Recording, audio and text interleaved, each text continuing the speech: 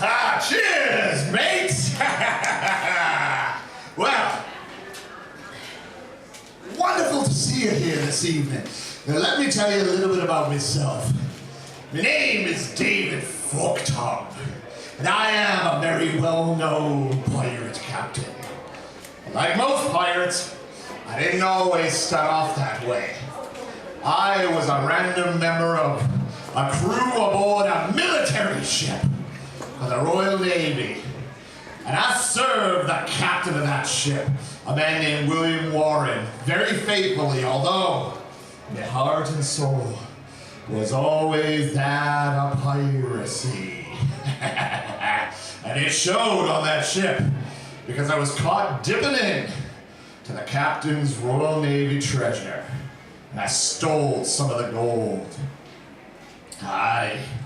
And it was reported that I had done so. And the captain gave orders that I was to be executed by hanging on the morrow. So they took me, shackled me up, and they locked me in the brig.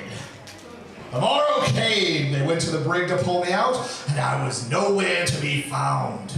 Where was I? Well, let me tell you, although I've often liked to share the adventures of piracy over the years, this is one story that I oftentimes keep close to my heart. It's my secret, and I do not reveal. But what I do reveal proudly is that I was seen years later sailing and captaining my own ship, and captaining that ship under a flag of piracy! And I made quite a name for myself as a pirate. Now, I've accumulated much treasure over the years. Now, treasure is not all gold and silver. Treasure for me also comes in the form of stories. Because over the years, I have accumulated many stories about other pirates in the area. I'm going to share some of those stories with you today, as well as a couple of my own stories from my own life. Cheers!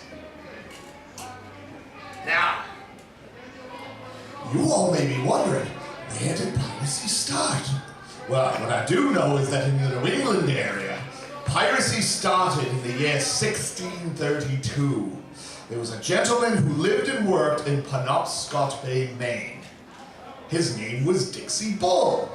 Now, Dixie Bull had a trade in Maine as a fur trader and hunter. But unlike most fur traders, he made quite a profit because he'd hunt, skin the animals, and take the skin and trade them at various trading posts around New England and beyond. That's how he made his profit as a fur trader. Aye, one fateful day, old Dixie Bull had just ported back in Maine when he was suddenly attacked by a band of men. They beat him and left him for dead and stole all his trade.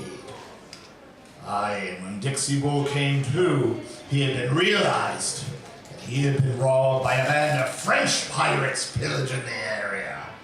And it left him embittered and angry. Aye, but he also decided that it seemed like a good way to make a living. So he himself turned to piracy. Now, Dixie Bull was actually one of the more smarter pirates in the area. Now, as I said, before he turned to piracy, he had a trade as a fur trader and hunter. So he knew where to make a profit. He would attack trading ships and trading posts around the New England area.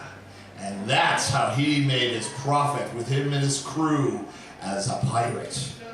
Aye, but old Dixie Bull met his fate when one day he and the crew was stuck in a ship. They attacked the ship and they were going to take it over. And Dixie Bull turns to the captain of that ship and he demands that the captain point him to the direction of Virginia. Aye, the captain refused, and Dixie himself pulls his sword and draws it to the captain and says, "Will you navigate, or do I drive it through?" And the captain himself pulled his own sword, and they fought back and forth, and back and forth, and back and forth. But then in the heat of battle, the captain of the ship drove that sword right into Dixie Bull's heart. and he fell to the ground and was dead. And that'd be the last anyone had ever heard from old Dixie Bull, except for the first line of a poem which read, "A pirate your flag and anchor pull, Dan courtesy killed you, Dixie Bull." Now this will lead everybody to believe that old Dixie Bull died in that battle, but there are those skeptics out there who will tell you no, that he didn't die in that battle. And old Dixie Bull joined up with a band of French pirates, and he would leave to go and attack and pillage Europe. And then he wrote that poem himself, just to keep himself off the most wanted list. Well, let me tell you, folks,